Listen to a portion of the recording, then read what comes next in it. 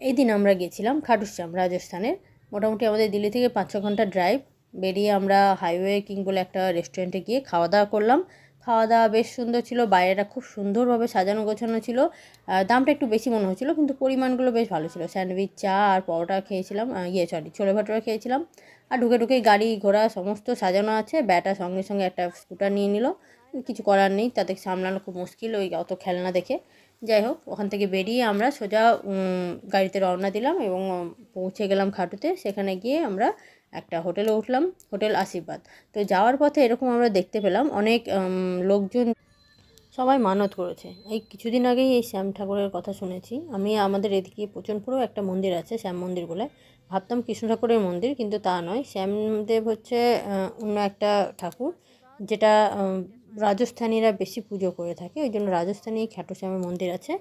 বলা হচ্ছে আজকাল নাকি খুব বেশি ভাইরাল এই ঠাকুরের কাছে নাকি মানত করলে সেই মানতটা পূরণ হয়ই। যাই হোক, তো হোটেলটা মোটামুটি ভালোই ছিল, রুমগুলো বড় বড়ই ছিল। হোটেল থেকে বেরিয়ে আমরা মোটামুটি 1 ঘন্টা হোটেলে বিশ্রাম করলাম। তারপরে হোটেল থেকে বেরিয়ে আমরা মন্দিরের পথে শুরু করলাম হাঁটা। শুনলাম প্রথমে 10 মিনিট লাগবে, কিন্তু যাওয়ার জন্য যখন হাঁটতে শুরু করলাম, ওরে বাপরে, হেঁটেই যাচ্ছি, পায়ে ব্যথা হয়ে গেল। অবশ্য চারিদিকে দোকানপাট দেখতে দেখতে একটু সময়টা অতটা মনে হয়নি। এখানে যে স্ক্রিনে ঠাকুরের ছবিটা দেখা যাচ্ছে, এটা লাইভ টেলিকাস্ট হচ্ছিলো। এইখান পর্যন্ত যাওয়ার পরে আরও মানে ভিড়টা বোঝা গেল। তারপরে আমরা ধাক্কা দিতে যাই হোক অনেকক্ষণ পৌঁছালাম। আমাদের যে লাইনটা ছিল সেটা ছিল সবার সামনের দিকে, সেই জন্য ঠাকুরের সামনে থেকে আমরা সবথেকে কাছ থেকে দেখতে পেলাম।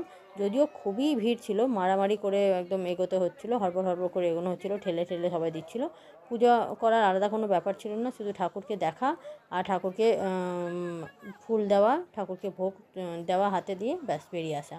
ওখান থেকে বেরিয়ে একটা শ্যামকুণ্ড বলে একটা ছিল জায়গা, সেখানে সবাই মানত যারা করেছিল হয়তো সেরকম তারা চান টান করছিল।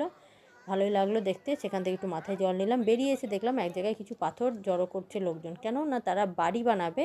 সেই পাথর স্ট্যাক করে তারা বাড়ি মানে মানত করছে বাড়ি বানানোর জন্য। ওখান থেকে বেরিয়ে রাত্রেবেলায় আমরা ডিনার করলাম, থালি আর পরোটা নিয়েছিলাম।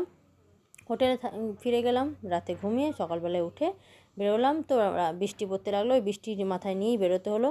যাই হোক, বেরিয়ে আবার হাইওয়ে কিংয়ে গেলাম হোটেলে, কিন্তু এটা অন্য ব্রাঞ্চ ছিল। তো এখানে সাজানো গোছানো, এখানেও ছিল প্রচুর খেলনা, কিন্তু এখানে খাওয়া দাওয়াটা অতটা খুব একটা ভালো ছিল না, আগের দিনেরটা যতটা ভালো ছিল। সেই খেলনার ঝামেলা কত কষ্ট করে যে সামলে বাড়ি ফিরলাম সেটা আমরাই জানি। ওকে, বাই বাই।